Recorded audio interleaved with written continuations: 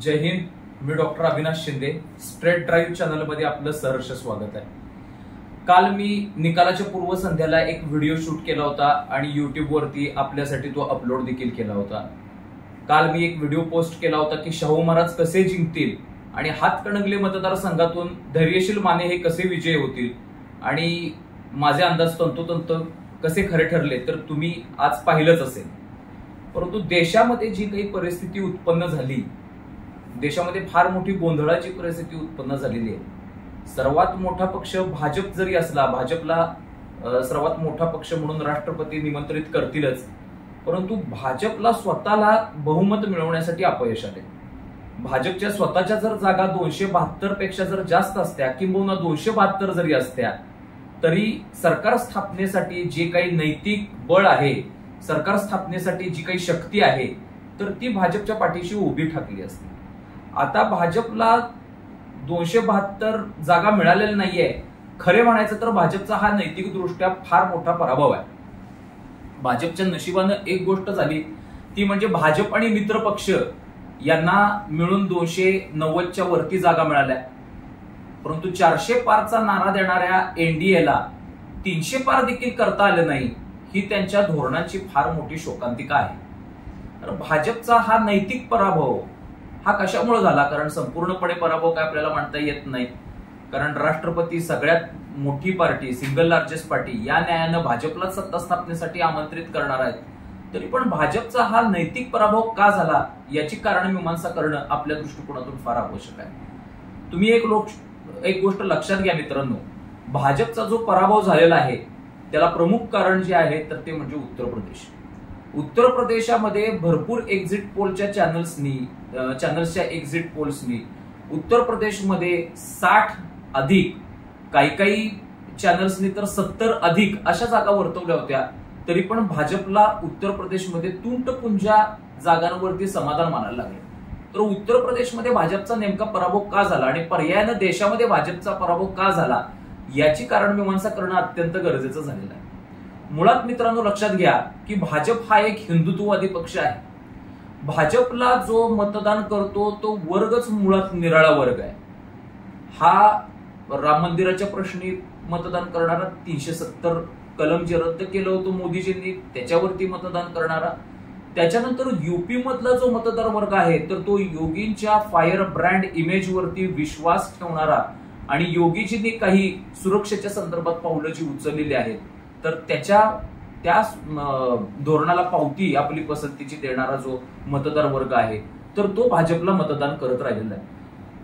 खरं सांगायचं गेलं तर हिंदी भाषिक जो पट्टा आहे भाजपचा तर त्याच्यामध्ये बहुतांशी योगींच्या फायर ब्रँड इमेजची चलती आहे आणि योगींचे बुलडोजर विषयीचे काही निर्णय असतील आणि धडक कारवाई जी योगी आदित्यनाथजींची असेल तर त्याच्यावरती फिदा झालेली जी तरुण मंडळी आहेत तर ती भाजपचा परंपरागत मतदार झालेले आहेत आणि मतदार राहिलेले आहेत आणि त्याच्यामुळं भाजपला वर्षानुवर्ष उत्तर प्रदेश आणि बिहारमधून यश मिळताना आपल्याला या ठिकाणी दिसत होतं. परंतु यावेळेला काय झालंय की योगी आदित्यनाथ यांच्या इमेजची खच्चीकरण कसं करता येईल याची दिल्लीश्वरांनी काळजी घेतलेली आहे. योगी आदित्यनाथांना काही जी स्टेटमेंट्स आहे तर ती देखील भाजपच्या वरिष्ठ नेत्यांच्या परवानगी शिवाय देण्यात येत नव्हती अशी माहिती देखील मला काही लोकांनी उपलब्ध करून दिलेली आहे.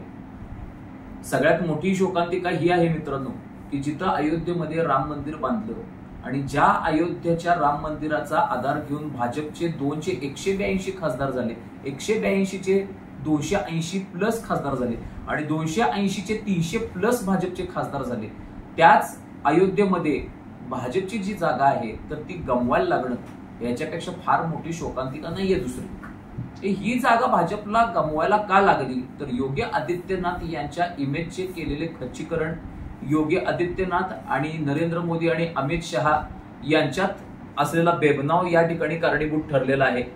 दुसरी गोष्ट म्हणजे राष्ट्रीय स्वयंसेवक संघाला आपल्यापेक्षा कमी समजणं आणि राष्ट्रीय स्वयंसेवक संघाची आपल्याला काही गरज नाहीये असं जे.पी. नड्डांच्या सारख्या नेत्यांचं जे विधान आहे ते देखील या परिस्थितीला आणि भाजपच्या या अधोगतीला कारणीभूत माझ्या मते ठरलेलं आहे मित्रांनो. इथून पुढे भाजप सरकार स्थापन करेल देखील, परंतु भाजपचा हा नैतिक पराभव झालेलाच आहे. भाजप सरकार स्थापन करेल कारण भाजपला तो अधिकार आहे, कारण सिंगल लार्जेस्ट पार्टी म्हणजे सर्वात मोठा पक्ष, या न्यायानं भाजपलाच आमंत्रण मिळणार आहे. परंतु भाजपची ही शोकांतिका होण्यासाठी दुसरा एक फॅक्टर किंवा दुसरी एक बाब महत्वाची मला या ठिकाणी वाटते, ते म्हणजे भाजपनं दिलेला सबका साथ आणि सबका विश्वास हा नारा. मुळात भाजपला मुसलमानांचं मतदान होतं का? मुस्लिम समाजाचं मतदान कधीही भाजपला होत नाही. भाजपच्या आतापर्यंत कुठल्याही धोरणांचा लाभ हा सर्वाधिक मुसलमानांना राहिलेला आहे. ज्यांच्याकडे घर नाहीये, पिढ्यानपिढ्या ज्यांच्याकडे घर नाहीये, अशा लोकांनी भाजपच्या या गृहकुल योजनेचा जो लाभ आहे तर तो घेतलेला आहे. लेक लाडकी योजनेचा जो फायदा आहे तर तो त्यांनी उचललेला आहे. परंतु याच्या पाठीशी ज्या कुटुंबाची संख्या एक विवक्षित प्रमाण ओलांडून पुढे जाईल अशा लोकांना नाकारायचा होता तो लाभ, तशी धोरणं भाजपनं काहीच अंगीकारली नाही. भाजपनं सरसकट सगळ्यांचाच विश्वास आणि सगळ्यांचाच विकास करण्यात धन्यता मानली. आज सगळ्यांचा विश्वास आणि सगळ्यांचा विकास या धोरणाखातीर काही भरपूर मुस्लिम समाजानं भाजपच्या या धोरणांचा लाभ घेतलेला आहे. तर त्या मुस्लिमांनी भाजपला मतदान किती टक्के केलं? मित्रांनो, 2014 साली भाजपला 4% मुसलमानांनी मतदान केलं. 2019 साली तीच जी संख्या आहे तर ती जवळजवळ 6 ते 8% जाऊन पोहोचली. म्हणजे 100 जर मुसलमान असतील तर त्याच्यातल्या फक्त 6 किंवा 8 मुसलमानांनी भाजपला मतदान केलेलं आहे. उर्वरित मुसलमानांनी अँटी बीजेपी जे पक्ष आहेत, जे बीजेपीच्या विरोधात आहेत, तर त्यांच्या बाजूनं मतदान केलेलं आपल्याला दिसून येतं. जी वोट बँक तुमची नाही आहे त्यांना तुम्ही धोरणांचे लाभ का देताय?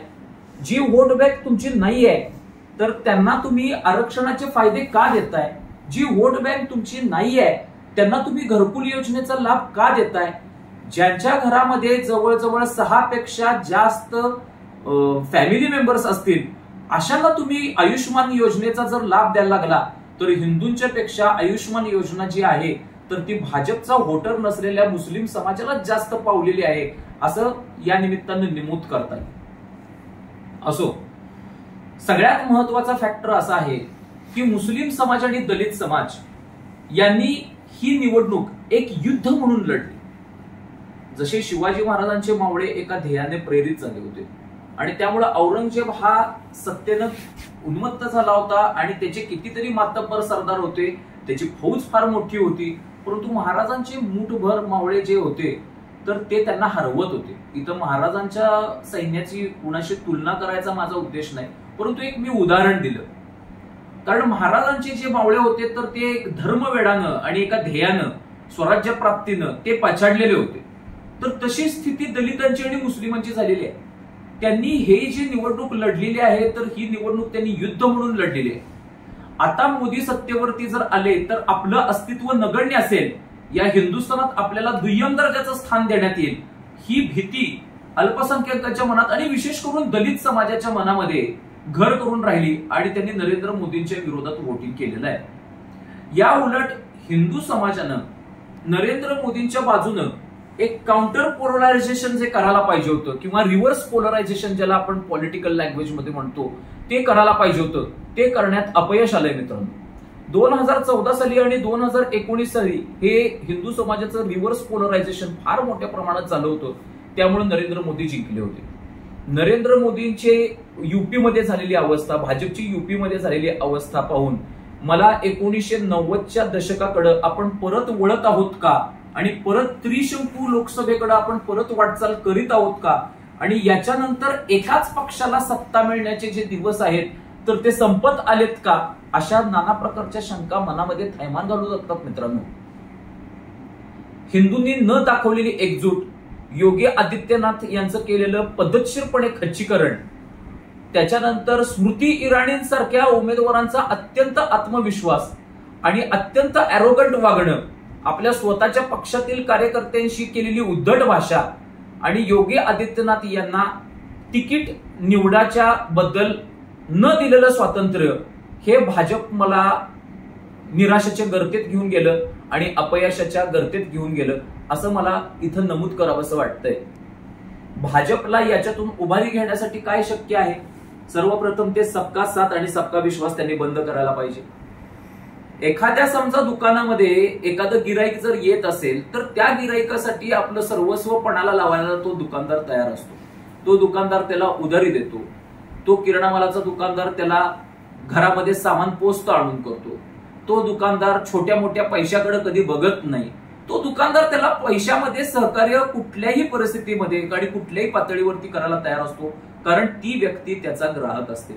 परंतु त्या दुकानात न येणाऱ्या माणसाच्या पाठीमागे लागून त्याला जर घरपोच माल तुम्ही पोच केला, त्याला जर उधारीच्या बाबतीत तुम्ही सहकार्य केलं, त्याला जर पैशाच्या बाबतीत सहकार्य केलं आणि तो मनुष्य तुमच्या दुकानात इथून पुढेही आलाच नाही तर ती तुमची धोरणं चुकलेली आहेत असं 100% म्हणता येईल. इथून पुढं भाजपनं हिंदुत्ववाद्यांचा साथ आणि हिंदुत्ववाद्यांचाच विकास ही नवीन योजना अंमलात आणायला काही हरकत नाहीये. कारण जी लोक तुम्हाला मतदान करत नाहीत त्यांच्याविषयी चर्चा का? पसमंदा मुस्लिमांच्या विषयी फार बोललं गेलं. पसमंदा मुस्लिम समाज भाजपला व्होट करणार आहे. पसमंदा मुस्लिम समाज तृप्तीकरण होतंय त्या लोक समाजाचं आणि ते लोक लाभ उचलतात भाजपच्या विविध योजनांचा. परंतु किती पसमंदा मुसलमानांनी भाजपला व्होटिंग केले मित्रांनो? त्याचं उत्तर जे आहे तर ते 0% एवढं खेदानं म्हणायला लागेल. आणि भाजप आपल्या ट्रॅपमध्ये स्वतःच अडकला. शिकार करणे को आहे आणि शिकार होके चले अशी भाजपची अवस्था झाली मित्रांनो. त्यातल्या त्यात भाजपची जमेची गोष्ट अशी आहे की या ज्या काही 239-240 जागा भाजपला मिळालेल्या आहेत तर त्याच्यामध्ये राष्ट्रीय स्वयंसेवक संघाचा काही संबंध नाहीये. त्याच्यामध्ये कुणाचा काही संबंध नाहीये. या फक्त नरेंद्र मोदींच्या इमेजकडे बघून, नरेंद्र मोदींच्या चेहऱ्याकडे बघून भाजपला एवढ्या सगळ्या जागा निघालेल्या आहेत. परंतु इथून पुढे भाजपला जर जास्त चांगलं घवघवीत यश जर मिळवायचं असेल तर सर्वप्रथम नरेंद्र मोदींनी आता रिटायर होण्याची गरज आहे असं मला वाटतंय. नरेंद्र मोदींनी सध्या रिटायर करणे, नरेंद्र मोदींना सध्या विश्रांती देणे आणि योगी आदित्यनाथ यांच्यासारखा फायर ब्रँड चेहरा पंतप्रधान पदासाठी प्रोजेक्ट करणे हे भाजपच्या पुढे मोठं आव्हान आहे आता. आणि ते आव्हान त्यांनी स्वीकारलं पाहिजे. आणि जो काही बेबनाव आहे नरेंद्र मोदी, अमित शहा आणि योगी आदित्यनाथ मधला तर तो मिटवण्याच्या दृष्टिकोनातून प्रयत्न झालेले पाहिजेत. यापूर्वी देखील योगी आदित्यनाथ यांना विझवण्याच्या दृष्टिकोनातून फार प्रयत्न झाले आणि ते प्रयत्न करणारे भाजपच्या अंतर्गतच नेते होते. आणि त्यामुळे हे असले धंदे आता भाजपने बंद करायला पाहिजे. सबका साथ सबका विश्वास, सबका विश्वास सबका साथ हे जे काही चाललेलं असतं पालुपद नेहमी नरेंद्र मोदीचं, त्यांना आता त्यांनी तिलांजली दिली पाहिजे. शेवटीच्या प्रचार सभेमध्ये नरेंद्र मोदींना ज्या वेळेला लक्षात आलं की आपण हरतोय तर त्यावेळेला त्यांनी हिंदू आणि मुसलमान असं ध्रुवीकरण निर्माण करायचा प्रयत्न केला आणि त्याच्यामध्ये ते यशस्वी झाले. त्यामुळं त्यांना 220च्या वरती जागा मिळालेल्या आहेत हे देखील नाकारता येणार नाही. कारण दस्तूर खुद्द देशाचा पंतप्रधान डायरेक्ट हिंदू आणि मुसलमानाची भाषा करतोय हे हिंदुत्ववाद्यांना जे फुंकर घालणारं ठरलं. त्यामुळे तमाम हिंदुत्ववादी जे शेवटच्या टप्प्यामध्ये जागृत झाले त्याच्यामुळे बीजेपीच्या सीट्स वाढलेल्या आहेत मित्रांनो.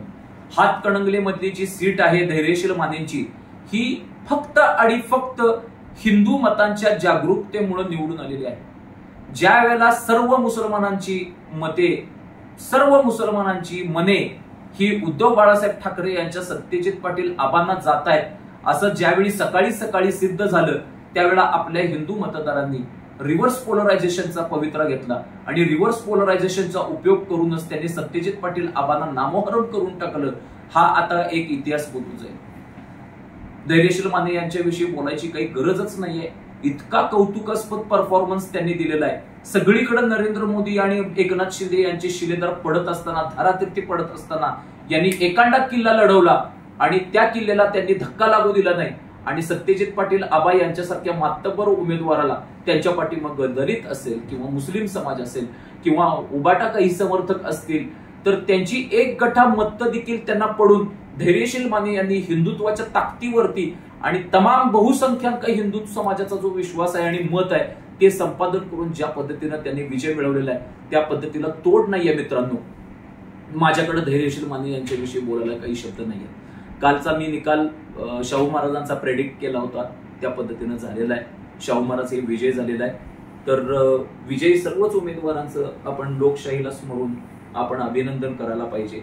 आणि भाजपला माझी एवढी सूचना आहे की विरोधक ज्या पातळीवरती जात आहेत, विरोधक ज्या पातळीवरती जाऊन राजकारण करतायत, विरोधक ज्या पद्धतीनं आपली वोट बँक सांभाळतायत, तसं तुम्ही आपली हिंदूंची वोट बँक सांभाळा. सबका साथ सबका विश्वास हे नारे द्यायचे आता तुम्ही बंद करा.